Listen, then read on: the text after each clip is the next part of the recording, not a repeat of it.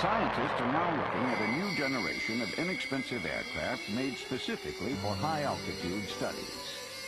Called Perseus, it is shown here in a hangar at NASA's Dryden Flight Research Center in California. This remote-controlled glider has a deceptively simple design. Its thin, wispy wings and large 15-foot prop are made of strong, ultralight composite materials. The plane carries bottled oxygen to help fuel its gas-powered engine when climbing into the upper reaches of the atmosphere. It has the ability to fly twice as high as a commercial jetliner. Conceived by Aurora Flight Sciences in Manassas, Virginia, Perseus can carry 110 pounds of science payload. NASA hopes to eventually commission a fleet of inexpensive global watchers that can be launched anywhere in the world. I think the excitement is that you're actually building a vehicle that's never been done before. Jenny Bayer-Riedhart heads a program to expand NASA's development and use of remotely piloted vehicles. The science community per se is a, quote, poor community. So with these vehicles, you have a little more cost-effective way of getting that type of data and information. And then if it looks like you need more information to where you need a higher payload manned vehicle capability, you can then spend that money to bring that extra source in. According to Aurora project manager Tom Clancy, there are advantages to keeping the pilot on the ground while an onboard computer interprets commands and adjusts flight controls. When you leave the pilot on the ground, a lot of the hardware, as well as the mass of the pilot, doesn't have to be carried up to the particular position that you're targeting. Perseus-like aircraft may enhance important studies of Earth's protective ozone shield over the North and South poles, both very hostile environments. It turns out to be an extremely dangerous mission for a manned vehicle because of the cold temperatures that you have below you and the inability to glide home from Antarctica in an engine-out type of situation. Remotely controlled vehicles are under far less constraints than when a pilot is in the cockpit. This allows the team to take some calculated risks and reduce development time. Aurora's computer designer, Martin Gomez. I made a change to the software this morning, which we're going to try to fly tomorrow morning. If this were a manned airplane, that would have paused our flight operations for weeks, if not months. Adjustments are also being made on a tow release mechanism that will resolve handling during takeoff.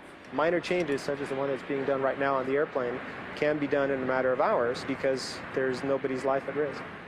Much of the design work that made Perseus possible grew out of a human-powered flight project at MIT called Daedalus. In 1988, this 69-pound craft flew a distance of 72 miles between the Greek islands of Crete and Santorini.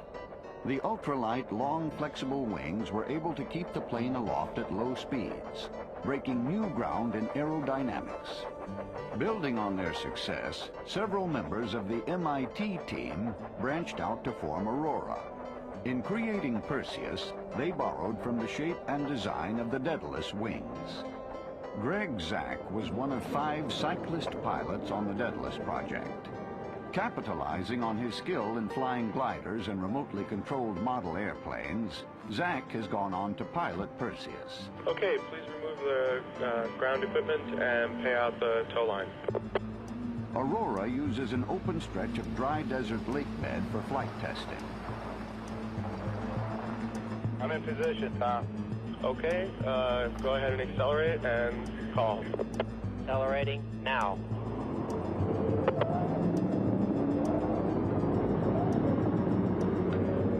When all systems are set, the truck accelerates, gently lifting Perseus into the air like a kite on a string. Like it's climbing.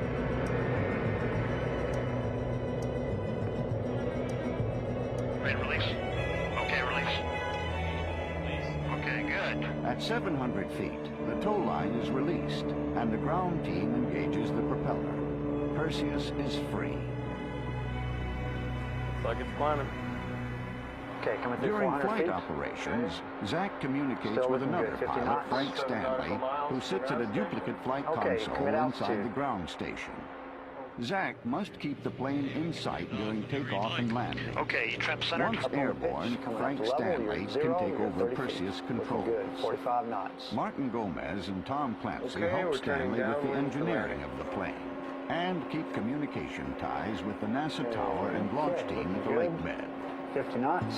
Okay, we're turning base to final. There's your commit altitude. Eventually, flight testing will reach altitudes of 80 to 90,000 feet, Okay, outside where pilot, vital everybody close. atmospheric research can begin. The elements that these scientists are looking for, particularly in stratospheric chemistry work, are really very volatile, and if they come in contact with the airplane, they no longer exist. And so both the slow speed and the ability for the payload to be in the nose is very important. Scientists argue that to positively determine the effects of ozone depletion by man-made chemicals or aircraft exhaust, instruments need to fly slowly through specific areas of the upper atmosphere. What we're trying to do is give the atmospheric scientist the ability to deliver his instrument to a place in space as often as possible, as cheaply as possible. This year, Perseus will attempt to fly higher than any propeller-driven remotely controlled aircraft. A tremendous technical leap forward. The fact that we're making an airplane which is not designed to blow up people halfway around the world is rather comforting. The end result of this airplane will be a better understanding of the Earth's atmosphere, and I get a certain pleasure out of that. I'm sure most of us do. Perseus, NASA's newest global watcher, the first in a family of low-cost airplanes designed to further our understanding of Earth's atmosphere.